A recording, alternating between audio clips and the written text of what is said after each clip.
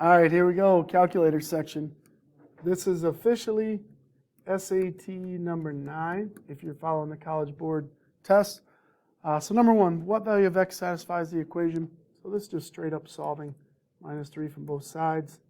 3x equals 24, divide, and we get x equals 8. Number 2, looks like a word problem. 2 units of length in ancient Egypt were cubits and palms, whatever that means. The Great Sphinx statue is approximately 140 cubits long. Which of the following approximates the length? So we have a ratio where 1 cubit is equivalent to 7 palms. So I kind of set these up as a proportion. And then it said the Sphinx is 140 cubits.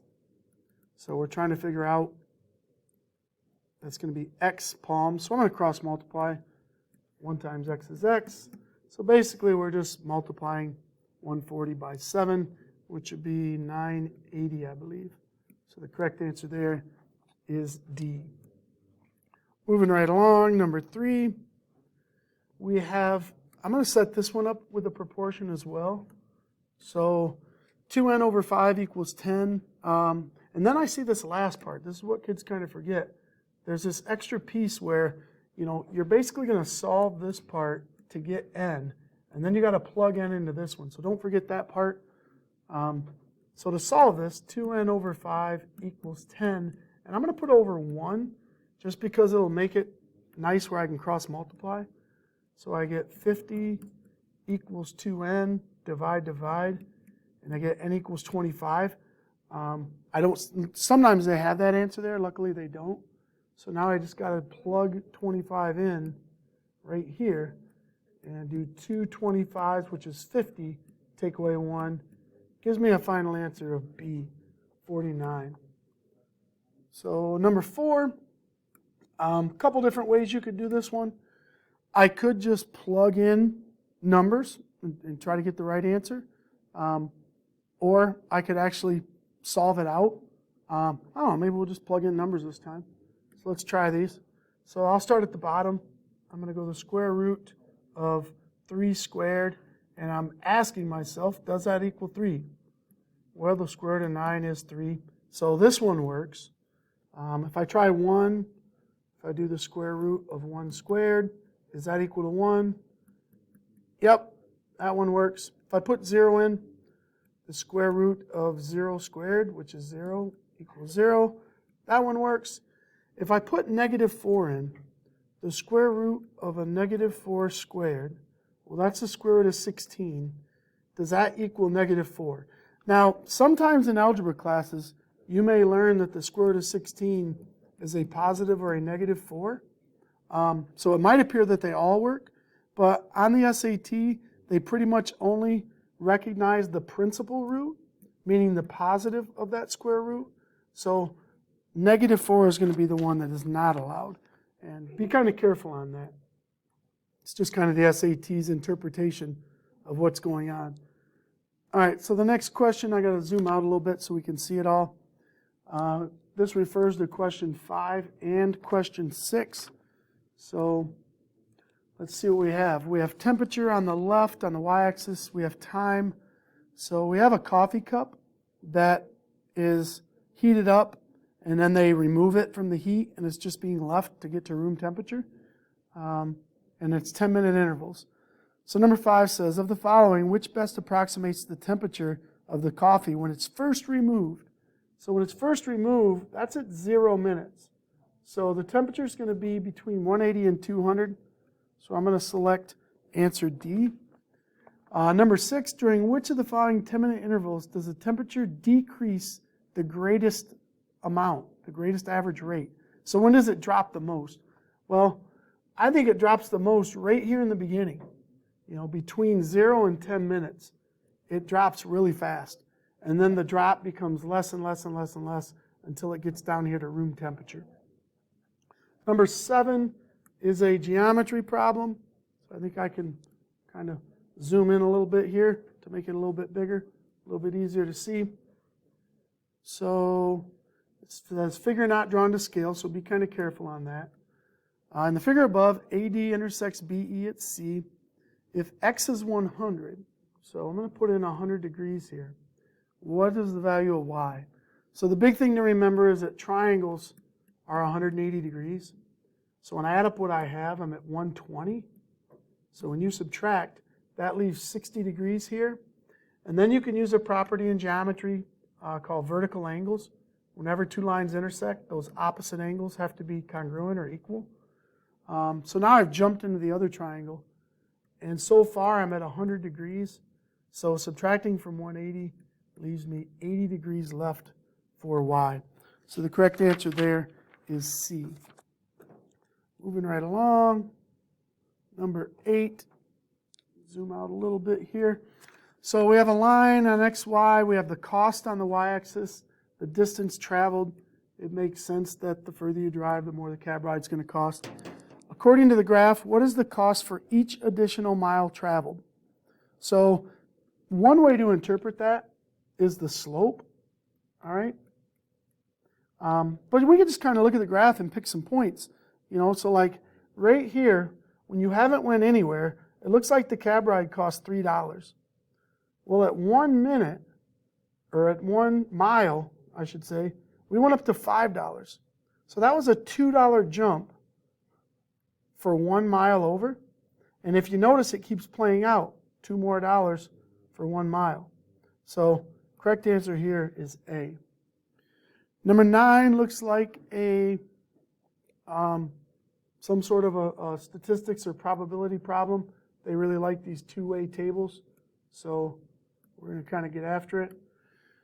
So we have, when a customer goes to a gas station, we're checking out whether or not they got gas, yes or no, and then whether or not they purchased a beverage, yes or no.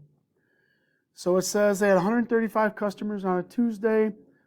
Based on the data in the table, what is the chance that a gas station customer selected at random? So a customer is selected at random. So that means out of all 135 people, that's my bottom number of the fraction, how many did not purchase gas? So I need to focus on the gas part. And these people right here did not purchase gas. So 50 out of the 135 did not purchase gas. So the correct answer there is D. All right, moving on to number 10. See if I can blow this up a little bit. Washington High randomly selected freshman, sophomore, junior, senior in a survey.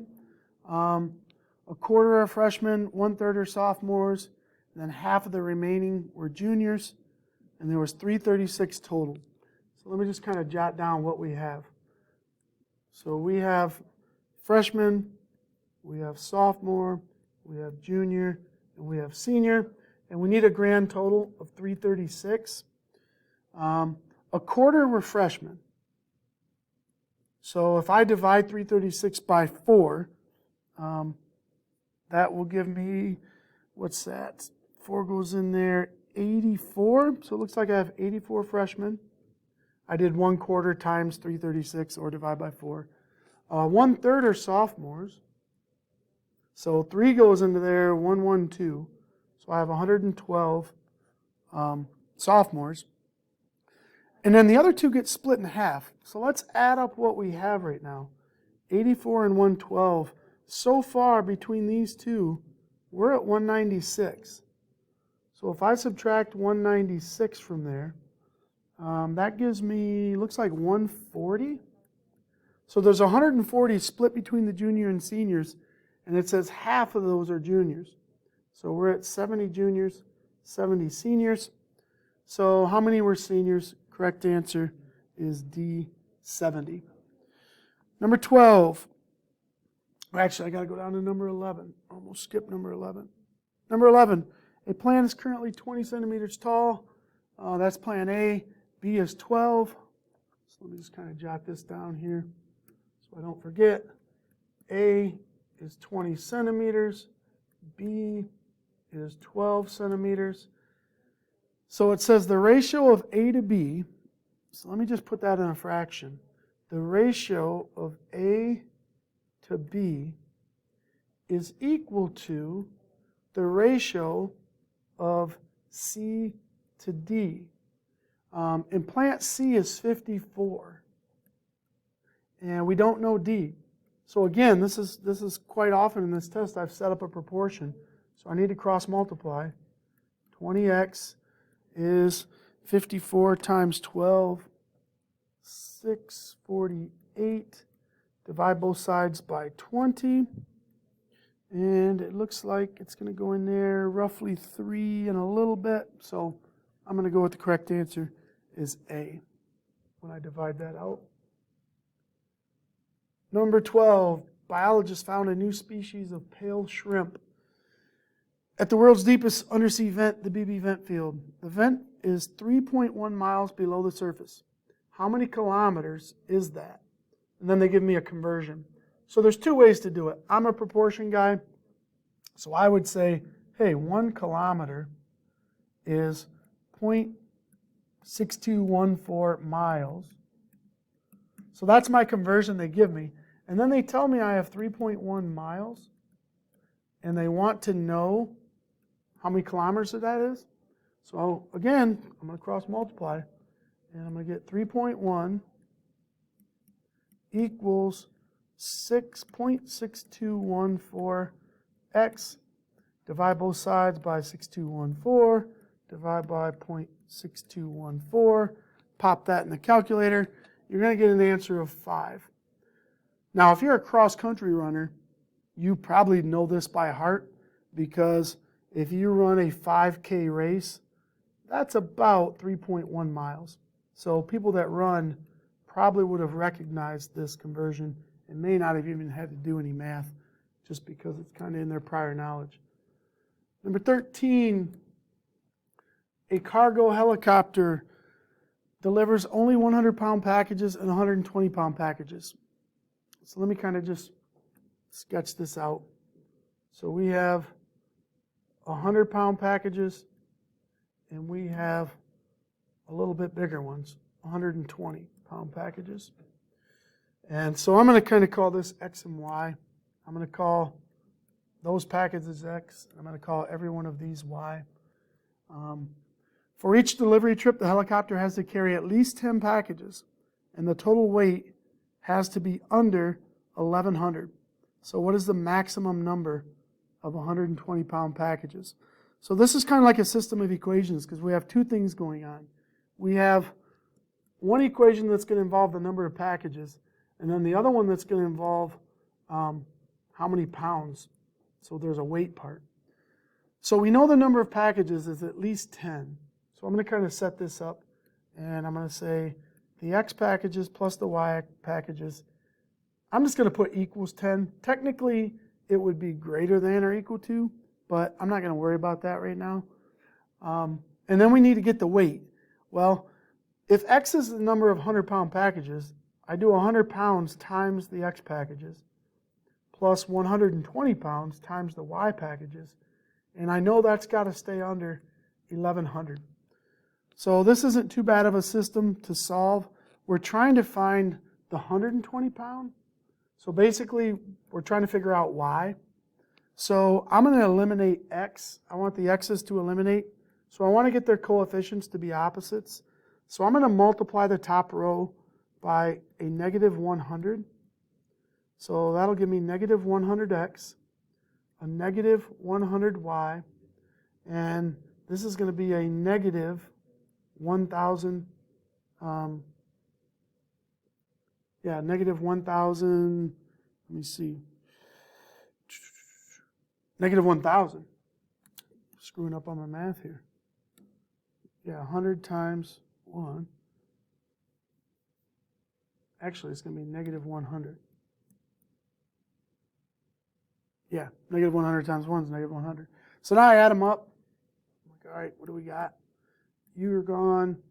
I have 20 Y's, and this comes out to be 1,000. And divide both sides by 20.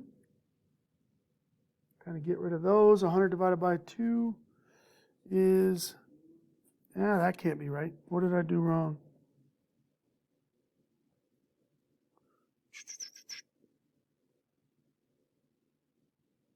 Oh, I screwed up right here. So check that. So our original equation had 10 there. So negative 1,000 times 10, that's or negative, 100 times 10 is a negative 1,000. My bad. So that's negative 1,000. So that's going to make this down here 100 positive. And when I divide that by 20, I'm going to get y equals 5. So the correct answer there is going to be 5. I think if you chose 6, like if you try to go bigger and you say, well, we had 6 of these packages, that's going to come out to be 720 pounds. And if you pick 6 packages and we need at least 10, that means if you do 4 of those, that's going to be 400 pounds. And we're going to be over capacity because we had to keep it under 1,100. So that's why you can't have 6 packages. 5 is kind of the max. So that problem was a little more involved. Number 14, let's see what we got going over here. Company purchased a machine valued at 120 grand. The value of the machine depreciates or drops every year. So that after 10 years, the value is going to be 30,000. So let's kind of draw this out. So it started at 120,000. 10 years later, it's only worth 30,000.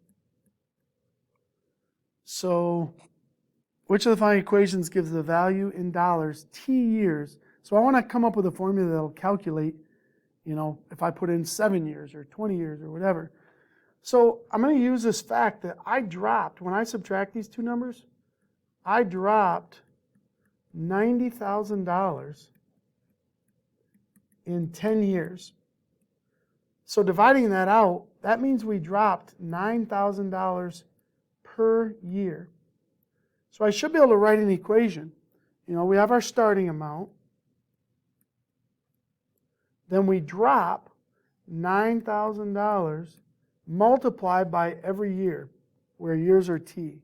So I think the correct answer here is going to be B. All right, moving right along. Number 15.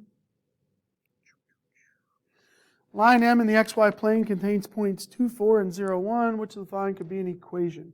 Well, I'm going to kind of sketch this out just to get an idea. Just a quick little dirty sketch, nothing too fancy. 1, 2, 3, 4, 5. 1, 2, 3, 4, 5. 1, 2, 3, 4, 5.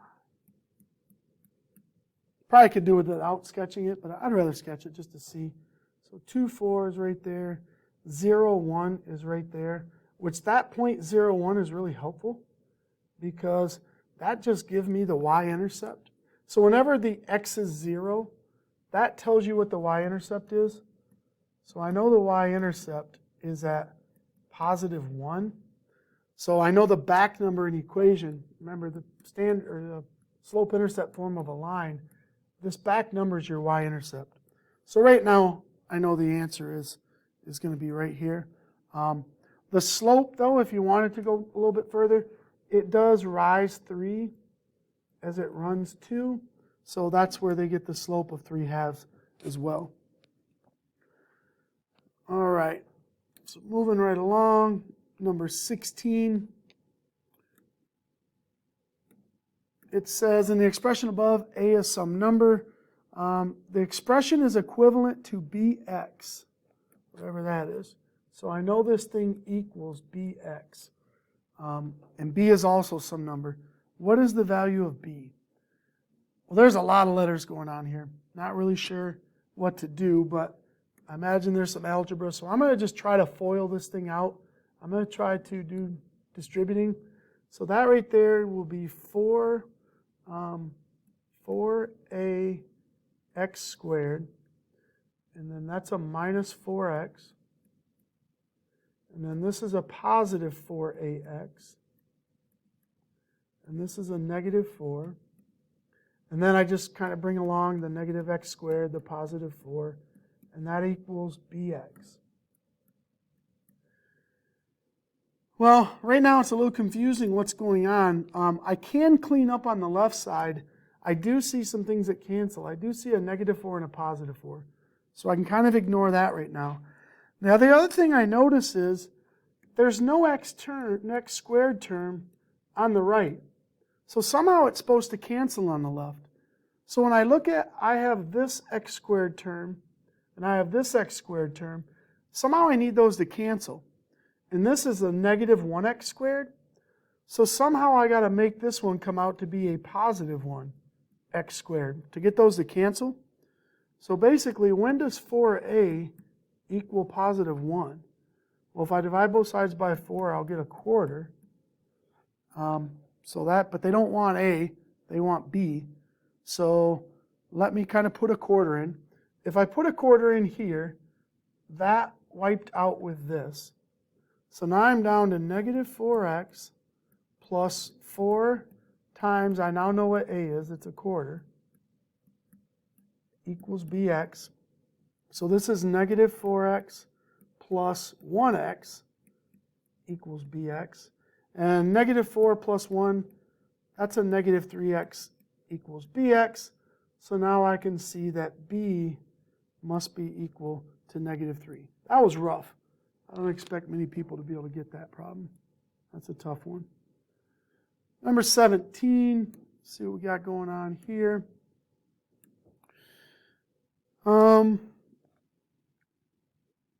I have a system of equations, so I'm going to write that out. So I have 2w plus 4t's equal 14, and then I have 4w's plus 5t's equal 25. And then, so the traditional way would be to solve this system of equations, find w, find t, and then plug those in here to get the answer. I've done enough of these to know that oftentimes I can add or subtract, and sometimes that'll help me out. So I'm going to try to just add these together. I'm going to get 6w plus 9t equals 39, which you may not recognize how that's helpful, but right now I realize that this, if I just multiply that by 3, I'll end up with this equation. So if I just divide this whole equation by 3, look what happens. I will get 2w plus 3t, which is what I want, and that equals 13. So that's a nice little slick way to do this and not go through and have to solve the whole system. But I'm going to show you the traditional way if you don't see them shortcuts. I've just done so many of these tests that I kind of know their MO. So let's cancel somebody out. Let's make the w's cancel. So I'm going to times this row by negative 2. That way I have opposite coefficients here in front of w. And that'd be minus 8t, and that'd be negative 28. So when I add these two rows together, I get negative 3t equals negative 3. So I get t equals 1 when I divide from both sides. So I now know t equals 1. Well, then pick an equation to plug it into. Maybe I'll plug the 1 into this equation right here. And I'll get 2w plus 4 times 1 is 14. So 2w plus 4 is 14. Minus 4 from both sides, divide by 2. And I get w equals 5. So now I have t and w. I can try to get the answer now. 2w plus 3t. Oh, but I have t. There's no sense in writing t there. It's 1. And I get 10 plus 3, which will also give me 13. So a couple different ways to do it. One just might be faster than the other. Number 18 and 19. Let's see what we got here. This is one of these multi-problems, so we got 2 parts. Jennifer bought a box of crunchy grain cereal. The cereal is 3/4 of a cup, is 210 calories, 50 of which are fat. And then they tell me there's 180 milligrams of potassium, which is 5% of your daily allowance. So if you eat a 3/4 cup of this cereal, you get 5% of your daily allowance. Number 18 says, if P is the percent, so P is the percent, so in this case, P is 5. If P% of the adult's allowance is provided by X servings, So P is the percent, X is equal to the number of servings. Which of the following expresses P in terms of X? Well, you know, if I have my potassium is going to be 5% multiplied by every serving. If I have one serving, I'm going to have 5%. If I eat 2 servings, I'm going to have 10%. So the correct answer is B, but it's a little tricky because most kids, when they see this 5%, you're so trained to turn that into a decimal that I know a lot of kids in class might be tempted to choose this one, but realize these are exponential functions. These are functions that, you know, go like this, and it should be linear. Like every serving should just add on the same amount of percentage. So you shouldn't choose C or D because those are exponential, and the first two are linear. Number 19, get a little bit deeper here on 19. On Tuesday, Jennifer's going to mix crunchy grain with super grain for her breakfast. Super grain gives 240s per cup. So right now I see a bit of a problem. We have, I'm just going to put C for crunchy grain. For crunchy grain, you know, if you have 3/4 of a cup, that is 210 calories. And for super grain, it's a bigger serving size. Like it's a bigger container. It's 1 cup. Is 240 calories. So that's a bit of a problem that they're kind of different. And then it says she mixes them together to somehow get 270. So let's kind of, the first thing I want to do is let's compare apples to apples. So I'm going to do a little bit of side work. I'm going to set up a proportion with this one and say that 3/4, which I kind of like decimals better, 3/4 of a cup is 210 calories. So what would 1 cup be? And I'm going to cross multiply and get 0.75x equals 210. Divide both sides by 0.75. And I think we end up with, I think it was 240. So x is 240. So if I tweak this and compare apples to apples, the crunchy grain for 1 cup is, actually it's not 240, it's 280. It's 280 calories. When you divide this out, you're going to get 280. So now it makes a little bit more sense. So just by kind of ballparking this, if the mix comes out to be 270, that means we have more of the crunchy than we do of the other. Because if you mixed them half and half, we would be right here in the middle with 260 calories. But we're at 270, so there's definitely more crunchy than there is super. So I know D's out. But let's just kind of try to figure this part out. And you could start just trying some answers. Like I know some kids that just simply started trying the amounts of super grain and kind of figured it out that way. So I'll give you an example. Like if super grain was 1/8 of a cup, well, if I do 1/8 of this, that would be 30 calories. Well, if I did 1/8 of that, that means that I would do 7/8 of this. So if I divide 280 by 8, that goes in there 35. So it's 35 for every 1/8. And if I do 7 of them, that's 245. And that's not going to add up. That's going to be 275 calories. So you could keep going through the answers. I like a system of equations though. So that's the route that I'm going to go. I'm going to use the letters C and S for crunchy and super. And I know that crunchy plus super added up to 1 cup. And then for calories, I know that there's 280 calories for a crunchy cup plus 240 for every super cup.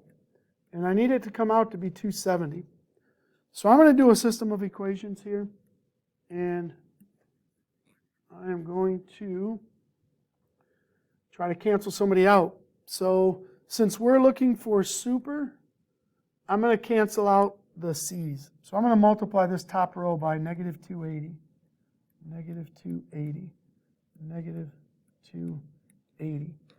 And when I add these two rows together, these cancel, which is what I wanted.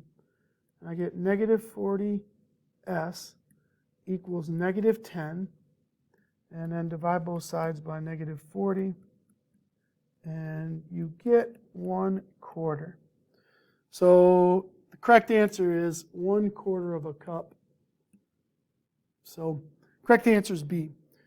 If you have an easier way to solve this, please let me know. Slap it down in the comment somewhere and just say, hey, you could have did this, because I would really love to know an easier way.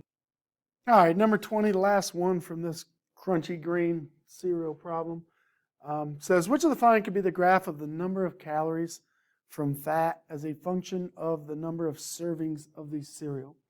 So, in general, the more cereal you eat, the more fat calories you're going to get. So it's going to be increasing from left to right. So that wipes out C because you're decreasing. You're staying the same. So A and B both look like as you eat more cereal, you get more calories from fat. But I prefer A because right here, if you eat no cereal, you should have 0 calories from fat. Where over here, this implies that eating 0 servings, somehow you're starting off with fat. And I don't think that's true. So the correct answer here would be A. All right, moving right along. Number 21, we have an exponential function called h of x and has a y-intercept of d, where d is a positive constant. Which of the following could define h? So let's just really quick talk about an exponential function. First of all, exponential function is going to have an x as the exponent. So just knowing that, you're going to wipe out 2 of them because there's only a couple of these that have an x as an exponent. Now it's like, well, where's the d supposed to be? Well, the d is the y-intercept. So if you have some sort of a graph and d is the positive constant, it's a positive number. So let's just say it's right here at d.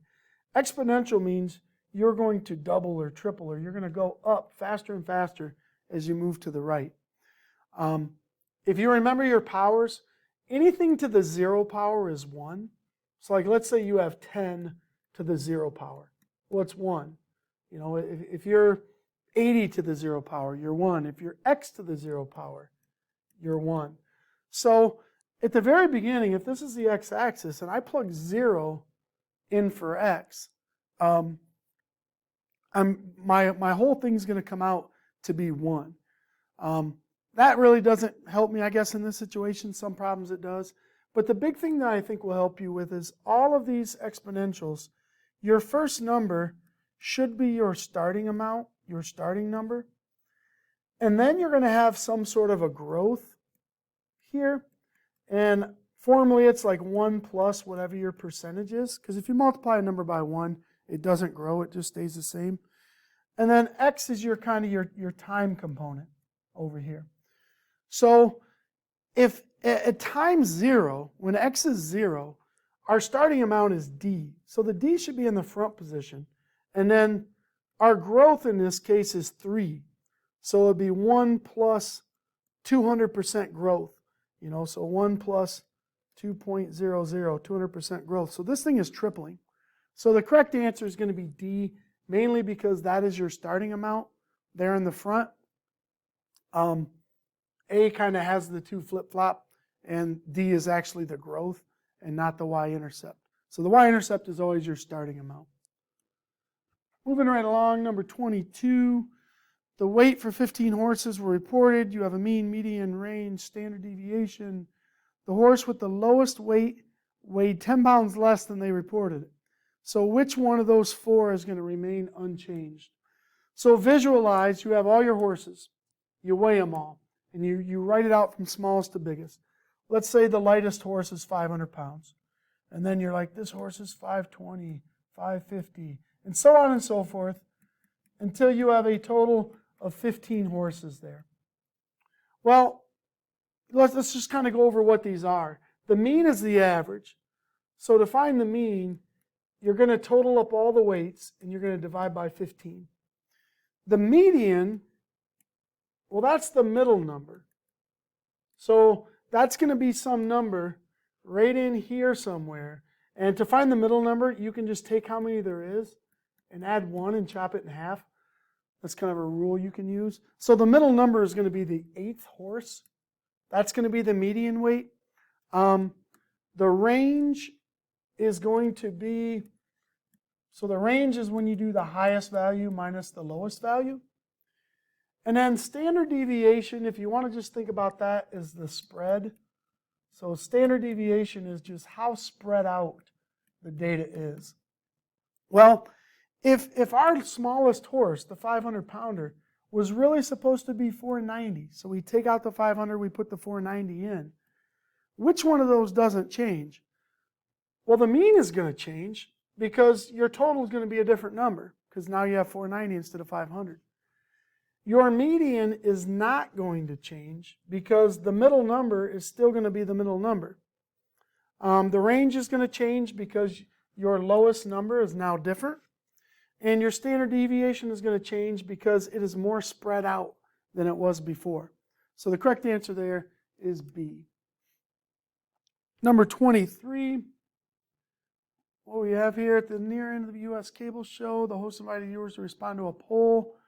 Do you support the new federal policy discussed during the show? So some political something. It says at the end of the show, 28% said yes, 70 said no, so that's 98%. So we must have 2% undecided. Which of the following best explains why the results are not likely to represent the entire United States? So how can we not use this and be like, oh, the rest of the country must feel like this? Is it because the percentages do not up to 100? Nope, that's no big deal. There's some undecideds probably. Those who respond to the poll were not a random sample of the population. I think this is it, because maybe it's like a cable news show that is like very hard-leaning left or hard-leaning right. The people watching that show are going to have a bias towards federal policy, so you can't apply it to the entire country. C says they're not 50 and 50. That's not it. Didn't allow reviewers enough time. That was never mentioned. So the correct answer is B. You need a random sample if you're going to apply it to the whole U.S. Number 24, it's a function notation. It says f of x equals this thing. And then f of x plus a equals another thing. All right. Well, what you can do is you're going to replace this x plus a. You're going to put that right in here for x and kind of see what happens. Because to do f of x plus a, you just kind of stick it in for x. So I'm going to come over here and I'm going to rewrite this out 5 times, and instead of putting x squared, I'm going to go x plus a squared minus 3. And we need that to somehow equal, because that's what f of x a is, we need to equal 5x squared plus 30x plus 42. Well, first thing we got to do is powers. So I need to kind of do this power part first. So I'm going to kind of up here just do a little x plus a times itself. And I'm going to get x squared plus ax plus another ax plus a squared. And that shakes out to be x squared plus 2ax's plus a squared. So I now have 5 times that new thing that I multiplied out minus 3. And it's still got to equal the 5x squared plus the 30x plus the 42. So next move would be distribute the 5. So 5x squared plus 10ax plus 5a squared. And then the minus 3 is just chilling at the back. And it still has to equal all of this. I'm not going to rewrite it. But basically, you know, right now my 5x squareds match. So that's good. But I need to figure out how to make 10ax match with a positive 30ax. So I think the way to get that is if a equaled 3, that would be 10 times 3, and then they would both be 30x. So the correct answer here is going to be C.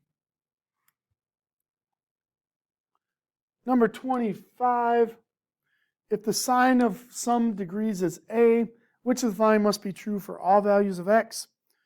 So if you're not super familiar with this, since it's at least the calculator section, you could pick an angle. Like you could pick an angle and say, well, how about x equals 30 degrees?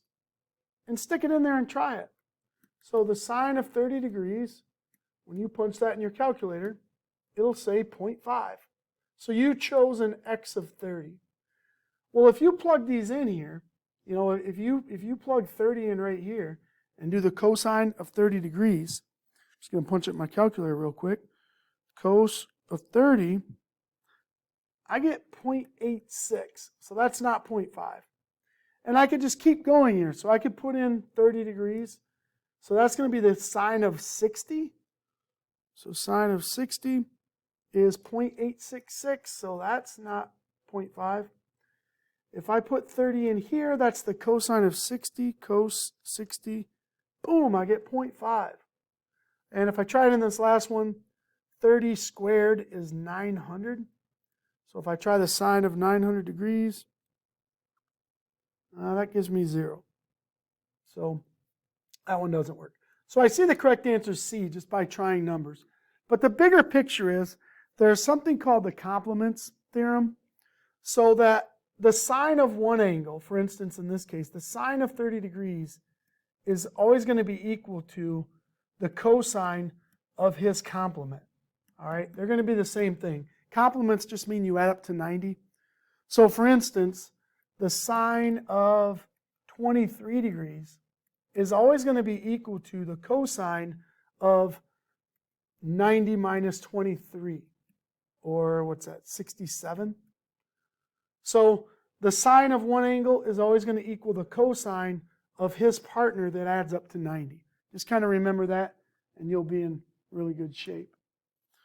Number 26, you got a quadratic here. Quadratic function models the height above ground, x seconds after it's been launched. What is the real life meaning? So the question is what is the real life meaning of the positive x-intercept? All right, well, quadratics do this. You know, we're not dealing with negative time. The x-axis is usually always our time. The y-axis represents the height.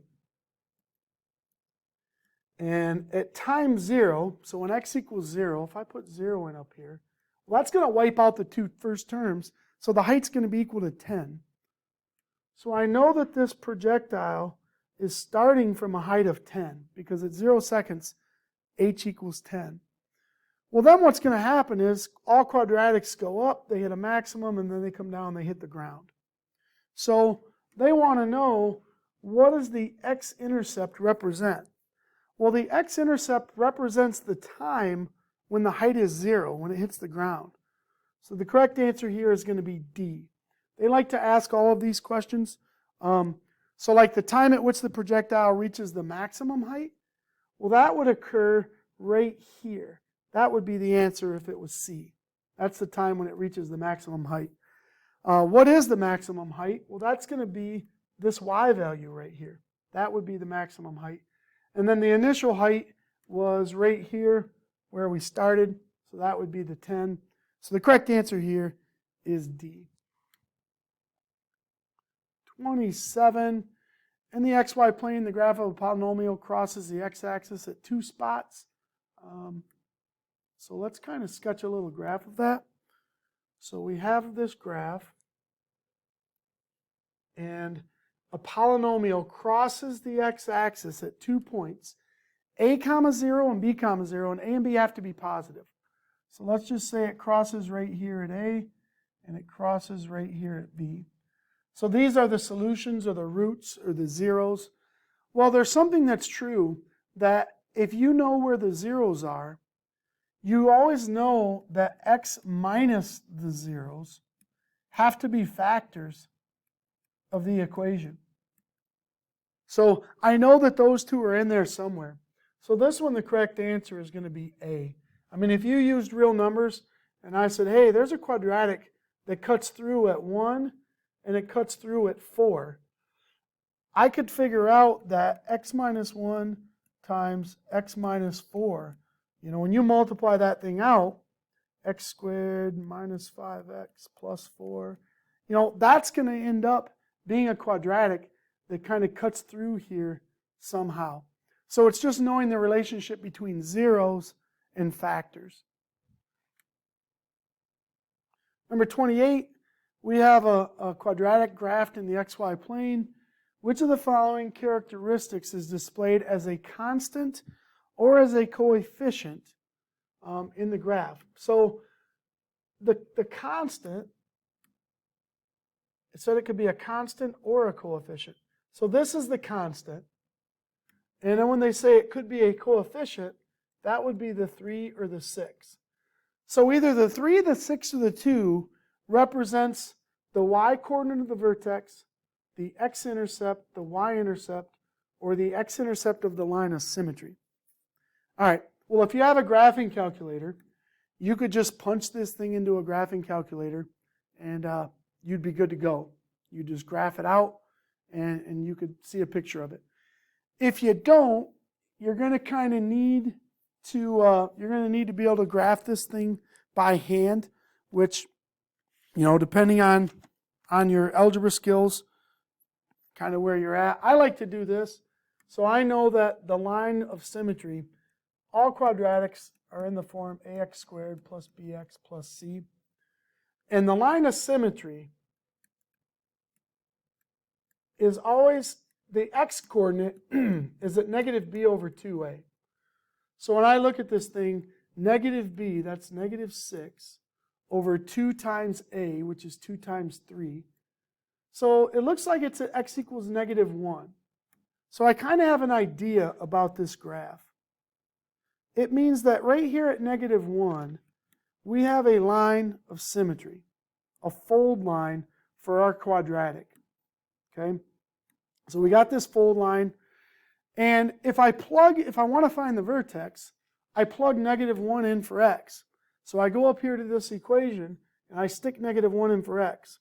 So y equals 3 times a negative 1 squared plus 6 times negative 1 plus 2. And I crank that out. Negative 1 squared is 1. 1 times 3 is 3. That's going to be a negative 6. That's a positive 2. So the y value is going to be negative 1.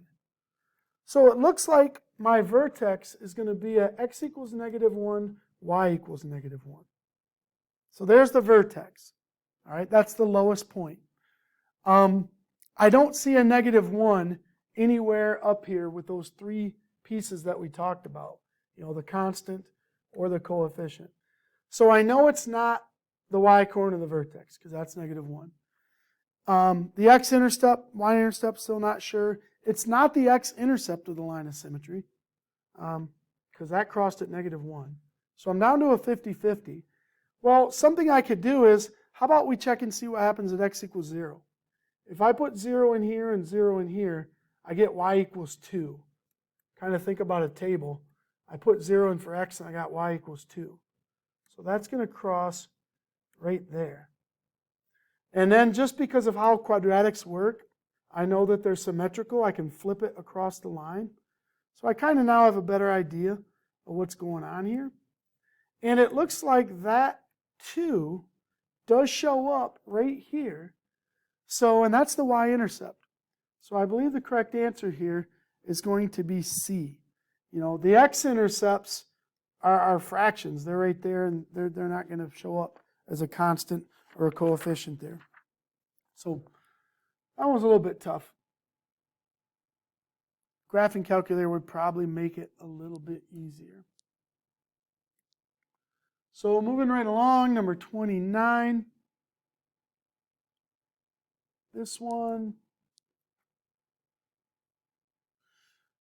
Got to kind of go out here, but it says you have a scatter plot, minimum wage every 10 years. So they're tracking minimum wage. You have an equation. What does the line of best fit predict about the increase? So that word's pretty important there. The increase in the minimum wage over 70 years. So what has happened over 70 years? Well, what are our choices? Each year, the average increase. So they're wanting to know the average increase. So that's kind of the slope. So let me just pick. Let me just go from a point right here at, let's say, 10. And then 70 years later, I'll kind of extend this thing out and maybe go right there at 80. So let's just compare those 2 points. So at 10, we're probably somewhere in the 50-cent zone for minimum wage. That's in 1950, I guess, 10 years after 1940. And then way out here at 80 on the x-axis, we would be up somewhere around $7. Well, to figure out how much it's changed over 70 years, we figure out the rise and the run. So over 70 years, it looks like we went from 50 cents to $7. So we went up $6.50 over 70 years. So that's really slope. And let me just jam that into my calculator. 650 over 70. It's about 0.09. So that means for every 1 year, we went up about 9 cents or $0.09. So the correct answer here is A, $0.09. Number 30, I think I can blow this one up just a little bit. Number 30, scatter plot above shows a company's ice cream sales on 12 different days. So it looks like there's a correlation between the warmer it is out, the more ice cream you sell. A line of best fit, which of the following could be an equation for the line of best fit? So one thing is, the two key features of a line are the Y-intercept and the slope. So we can kind of use slope again. Let's pick a couple points. Let's maybe just pick this point right here. And I don't know, maybe a point right there on the line. So we have this point at 12, I don't know, it's not quite 500. Maybe we'll go 480. And then over here at 22 degrees Celsius, we're at 800. So remember to find the slope. It's the change in Y over the change in X. So the change in Y, we went up $320 in sales. And we had a 10 degree Celsius increase.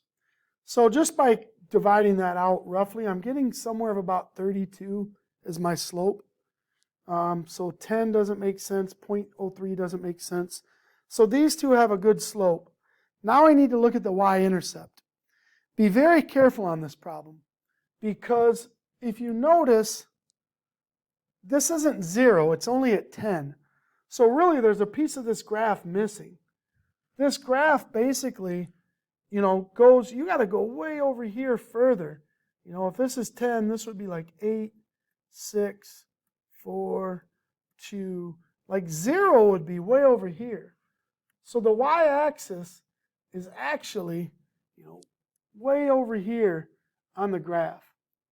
And if you kind of keep doing your numbers down, if you keep kind of going, because this is at 300, you go down to like 200, 100. 0 is going to be somewhere over there. So this line going down and extending further and further and further and further and further is going to be way down below 100. So the correct answer here is D. They want you to pick C because they want you to think that it couldn't be 80, but that number 10 kind of screws it up. So be really careful about that. You also could pick a point and put it in. So for instance, you could have chose, you could have put this in for Y and this in for X and just see, or T and D I should say, the dollars and the time. And you could have plugged those in and just seen which equation worked for it. That's another way to kind of tackle it. All right, number 31. So looks like we have a coordinate grid, we have a circle. See what's going on here. In the xy plane above, a circle has a center at HK, so we don't know neither the x or the h value or the k, which is the y value. So that's the first thing I'm going to draw on here is just you're the x, you're the y. It has a radius of 10. So from the center to the edge of the circle is 10. And this is 10. So we have a little isosceles triangle going on there. Well, where the heck is K?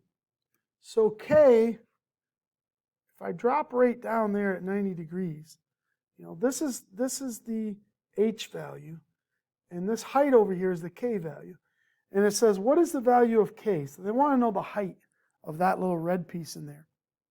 Well, where this kind of opens up, I think, is if this dot is at x equals 4, and this dot is at x equals 20, that's a distance of 16.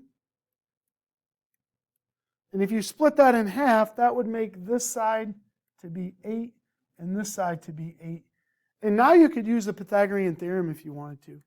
To find this K value, or this height, you could do, K squared plus 8 squared equals hypotenuse squared, and solve it out.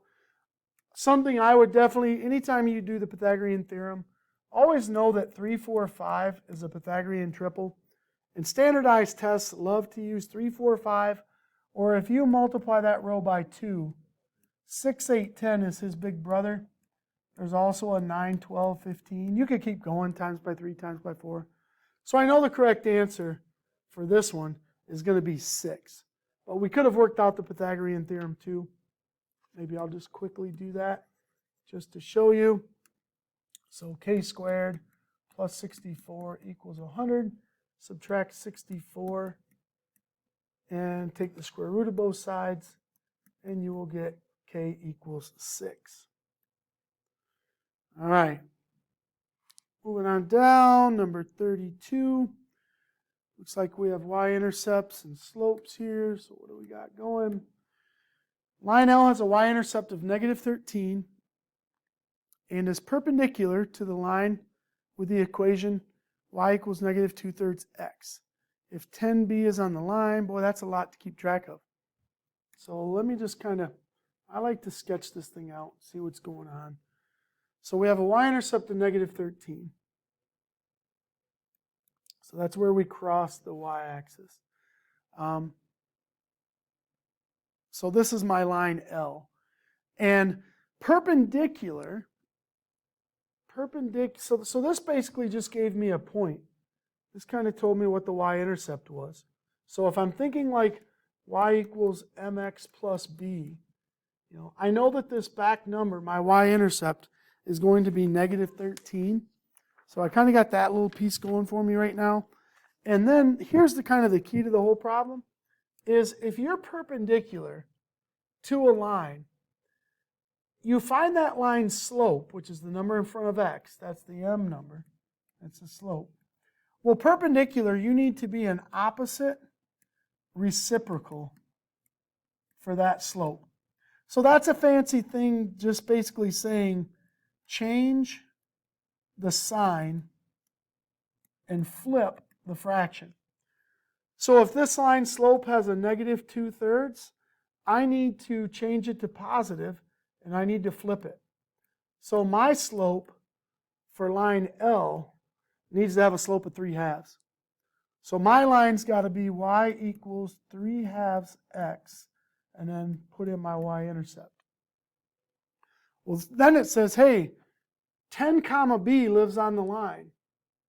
So they give me an x. They want me to find y. I think by putting b in there, they're screwing you up, because it's not to be confused with this b. That's different. So let's put 10 in for x and see what happens.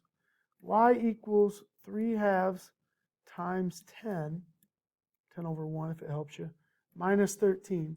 So 3/2 times 10, well, that's 30 divided by 2, so that's 15. Take away 13. So it looks like the y value is going to be 2, but in this case, they're calling it b. So the correct answer here is 2. Kind of a tough question, just worded very awkward.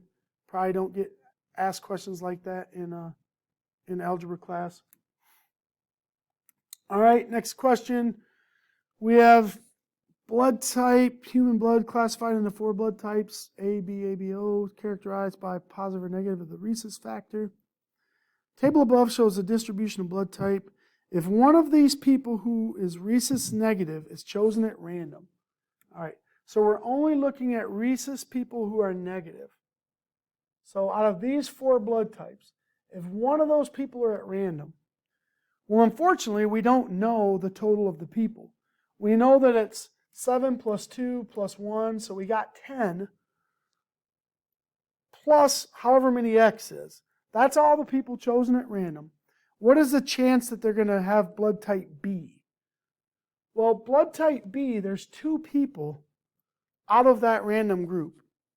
But they're telling me that the probability is equal to 1/9. So this represents the probability, 2 out of the total number of people, which I don't know yet. It's got to come out to be 1/9. So we can cross multiply. I get 18 equals 1 times 10 plus x is just 10 plus x. Subtract 10, subtract 10. So it looks like x has to equal 8. Correct answer for number 33. Number 34. All right, this one says, the number of goals scored by a soccer team in 29 games. So if I were to write out all the goals we scored in a season, we played 29 games, and I write them all down from small to big, it looks like there were 8 games up here that we scored 1 goal. So just visualize 1, 2, 3, 4, 5, 6, 7, 8. Those were our lowest scoring games. Then we had 9 games where there were 2s. 2 goals, 2 goals, 3, 4, 5, 6, 7, 8, 9. And I could keep on going, but I don't think we need to because we're talking about the median. So if I drug out all 29 scores up there, the median is, when I look at all those games, you can always just add 1 and divide by 2 to find the middle number. So 15 is the middle number. Well, the 15th is going to be, 1, 2, 3, 4, 5, 6, 7, 8, 9, 10, 11, 12, 13, 14. Right there is the 15th game. So that's our median number. But that's not what they asked. They said, based on the graph above, how many games did the soccer team score amount that was equal to the median? So how many games did they get 2 goals? Well, 9 games. So the correct answer for this problem is 9. Again, I don't really like how it's worded, but unfortunately we don't have a choice. You just got to do what they say. Number 35. Gisela would owe $15,500 in taxes each year if she didn't get deductions. This year, she got to reduce her taxes by $23.25. If these deductions reduce the taxes by D%, what is the value of D? So they want to know, what is the percent change? What is the percent that they decrease by? So to find the percent change, what you want to do is you always want to figure out what amount did it change by over what it originally was. Okay? It's the amount of change over the original. So we changed 23.25, and we used to be 15, like this was the original amount. So the change over the original amount, and I'd have to divide this out on my calculator, and it comes out to be 0.15, which, moving it 2 places, would be a 15% change. So the correct answer there is 15. All right, number 36. Systems of equations has no solution. All right, so when does a system have no solution? Well, if they're lines, that means when you graph them, they don't have any points in common. They're 2 parallel lines. So we kind of need their slopes to be parallel to each other. That's kind of one way to do it.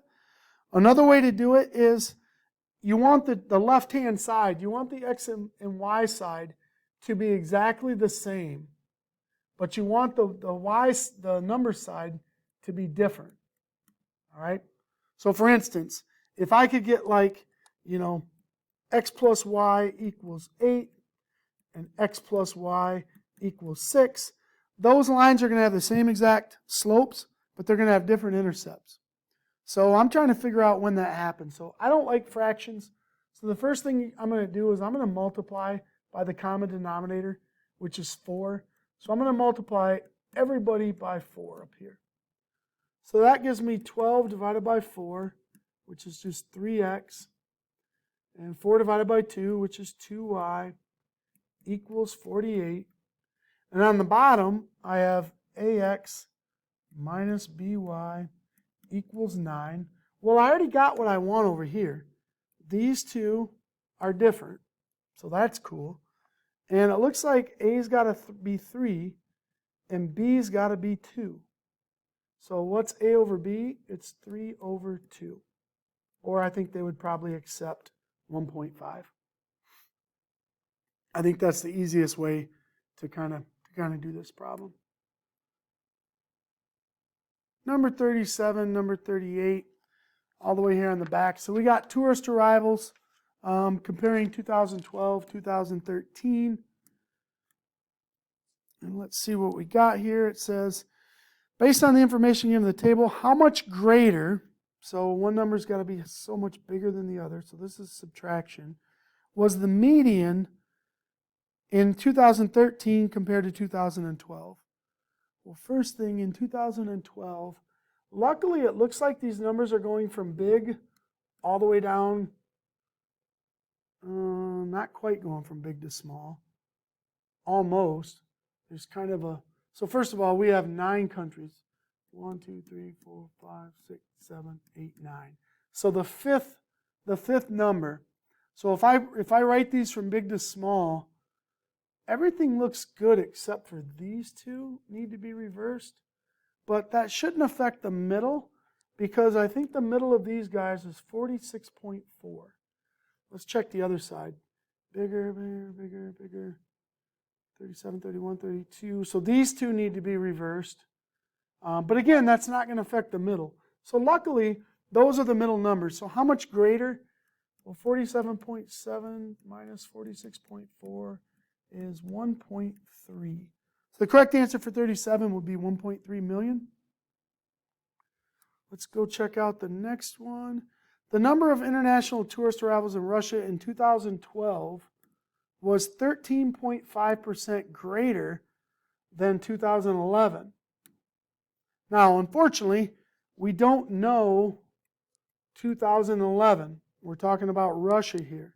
So we don't know what it was in 2011. But we know that 2012 is 13% greater. So basically, we need to take 2011, increase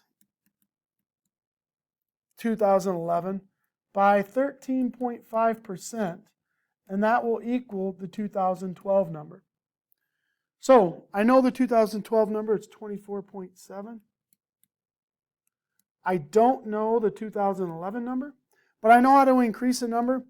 If you multiply it by 1, it doesn't change. So to get bigger, it's going to be 1 plus the percentage as a decimal. So that's going to be 0.135. That's 13.5%. So basically, when I clean this up, I have 1.135x equals 24.7. So to solve this, I'm going to divide both sides. No, I don't know what I was doing there. I'm going to divide both sides by the number in front of x. Divide it by 1.135. Divide it by 1.135. And that one comes out to be 21 point, hold on, let's just double check this. 24.7 divided by 1.135, 21.76. So that must have been 2011. What do they want to know? What is the value of K? So the number of international tourist arrivals in Russia was K million more. So how many million more? To the nearest integer. So that means they want a whole number. So I went from 21.7 to 24.7. So that went up 3 million more. So the correct answer there is 3.